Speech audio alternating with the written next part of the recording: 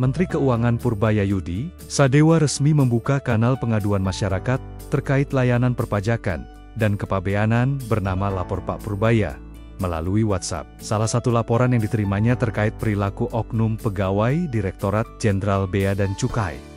Pegawai tersebut disebut kerap nongkrong di gerai kopi Starbucks sambil mengenakan seragam dinas setiap hari. Dalam laporan itu disebutkan, oknum pegawai tersebut sering berbicara keras soal bisnis pribadi, terutama mengenai pengiriman mobil. Menanggapi laporan itu, Purbaya menyatakan akan segera mengambil tindakan tegas terhadap pegawai yang bersangkutan. Purbaya menegaskan tak akan segan memberikan sanksi berat hingga pemecatan bagi yang melanggar.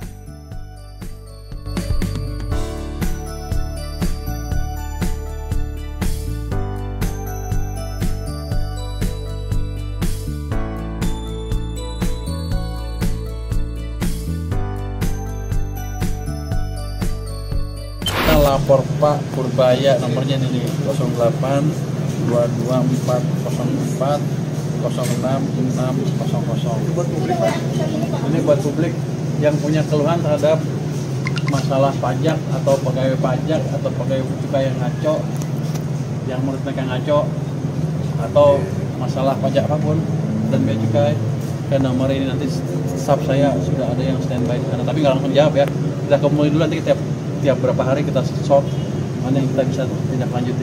Ini udah langsung aktif, Pak. Aktif. Udah aktif hari ini, sudah aktif hari ini, kata dia. Tapi paling enggak WhatsApp-nya udah hidup, jadi bisa masuk sana, kirim aja semuanya ke sana. Pasti dibalas ya, Pak? Pasti. Bukan pasti dibalas. Bukan kan kita desain sistem yang langsung jawab ya. Tapi belum tindak lanjuti ya. Nanti ada tim yang memilih yang mana yang paling signifikan. Tentu pasti dia akan divalidasi dulu kan, bener nggak nih? Atau cuma nyapin saya aja, komplain sana komplain atau nggak ada. Kita akan validasi dulu, begitu divalidasi oke, kita akan follow up. Jadi harusnya semaksimal mungkin kita follow up sampai nggak ada lagi yang ngeluh. Terima kasih semuanya. Bukan follow up, kita lihat apa sih masalahnya. Kalau petugasnya yang salah, kita sikat petugasnya.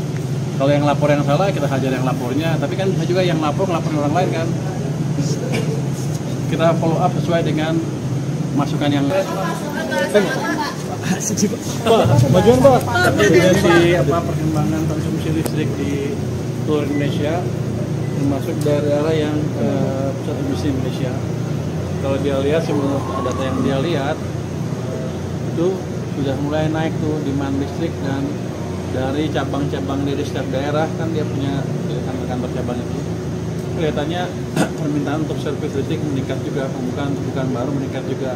Artinya apa? Dampak kebijakan yang 200 triliun tadi yang saya lakukan beberapa waktu yang lalu sudah mulai terlihat di perekonomian. Jadi katanya demand mulai menggeliat. Saya harapkan ke depan akan meningkat terus. Dan saya akan minta update ke Dirut PLN mungkin setiap 2 minggu datanya seperti apa. Kita akan lihat kalau yang masih bisa dorong, kita dorong lagi perekonomiannya. Ada bahasan stimulus nggak, Pak? Tadi? Diskon.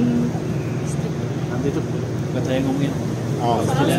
Habis ini ngomong utang KCIC nggak, Pak? Habis ini sama dengan Antara. Utang KCIC sama dengan Antara itu dibahas nggak, Pak? Nanti saya lihat, ini kan pertemuan Dewan Pengawas yang pertama. Untuk saya pertama ya, saya mau lihat seperti apa. Bukannya kemarin udah jawab ya, katanya jawabannya tegas. Dengan 2 opsi katanya, Pak. Antara dikasih ke pemerintah atau suntik ke AI. Gimana emang nggak tegas itu mah? Berarti itu jadi salah satu topik yang akan dibicarakan juga, Pak? Saya nggak tahu, tapi begini, bukan utang yang nggak dibayar, kan pemerintah apa? Kalau dulu kan semuanya pemerintah yang tadinya begitu kan, tapi ketika sudah dipisahkan dan seluruh dividen masuk ke Danantara cukup mampu untuk membayar itu. Jadi bukan nggak dibayar utangnya, dibayar, tapi Danantara bukan APBN kelihatannya. Arahnya saya maunya ke sana. Pak Menhan baru saja mengumumkan kalau Indonesia akan membeli fighter jet dari China, Chengdu J-10. Ini kesiapan anggaran pemerintah bagaimana untuk pembelian jet tempur China? Kalau untuk yang tahun depan sudah kita setujui. Ini nggak tahu pakai yang mana, tapi sudah cukup banyak. Mereka berapa kemarin? Sekian, saya lupa. 9 miliar dolar kalau nggak salah, atau lebih, saya lupa angkanya. Tapi sudah disetujui, harusnya sudah siap semua. Tapi saya nggak tahu ini baru lagi apa enggak. Baru lagi. termasuk yang itu apa? Tapi kalau yang harusnya sih yang disebutkan sudah masuk yang dianggarkan itu harusnya. Tapi saya harus coba cek lagi apa dia mau impornya tahun depannya lagi atau kapan. Tapi yang dia minta selama ini sudah kita penuhi. Pak Purbaya, tanggapannya dong soal Komisi 11 yang meminta Pak Purbaya tidak mengomentari kementerian-kementerian lain. Ini kan juga salah satu tugas Pak Purbaya juga kan menyoroti. Saya nggak komentari kementerian yang lain, sebodoh amat. Tapi gini, saya berkepentingan anggaran saya terserap. Kalau nggak serap, saya ambil uangnya. Itu aja. Saya nggak komentari kerja mereka. Pak, tanggapan ini Pak.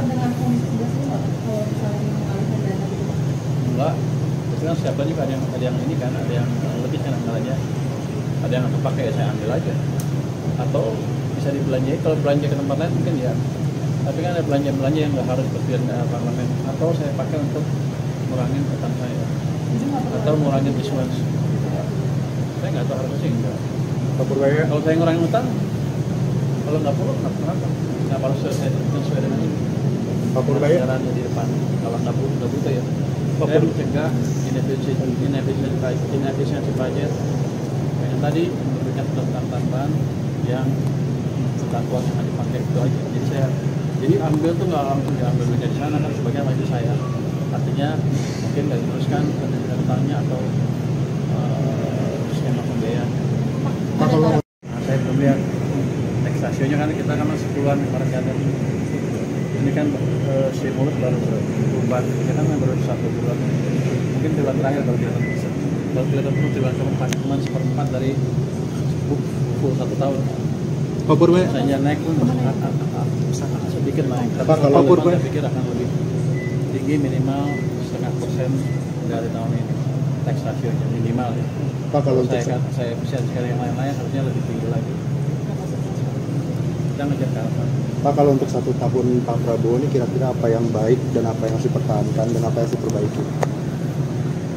Misalnya Pak Prabowo, kayak biasanya Pak Prabowo yang bilang Untuk fiskal, Pak. untuk fiskal yang baik ya kita masih jaga kebijakan fiskal masih prudent 3,3% ke PDB defisitnya, rasio utangnya masih jauh di bawah 60%, masih di bawah 40%. Terus program-program yang dijalankan betul-betul pro rakyat, hanya kita pastikan jalan dengan betul aja, dengan maksimal yang kita perlukan. Terus yang kelemahannya mungkin ya tadi sebelumnya tadi ada program terlalu banyak dikonsentrasi dan memperlambat ekonomi yang sekarang sudah berbaik, jadi harusnya ke depan akan lebih bagus lagi. Dan itu mungkin yang utama. Pak Purbaya, untuk yang 8% Pak, kayak ini kan salah satu janji kampanye, tumbuhan 8% itu ke arah ke sana gimana gitu? Kan nggak mungkin tahun depan kan, nggak mungkin dalam waktu tahun. Saya pikir sih pelan-pelan kita akan bergerak makin cepat kan. Kemarin kan terjebak di 5%. Kita coba turun bisa nggak di atas 5,5.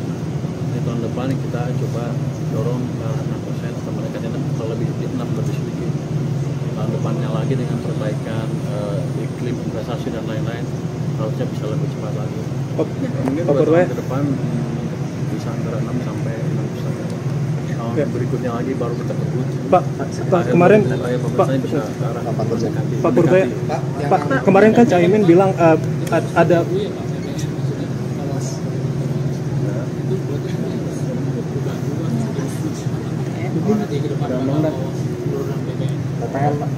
nanti kita lihat kalau perlu ya kita propose ke parlemen, kalau enggak ya atau saya berlindung kembali itu, wah saya nggak bisa nurunin nih, saya nggak bisa apa-apa, saya nggak tahu mau jadi gimana. Tapi pada dasarnya kita lihat kondisi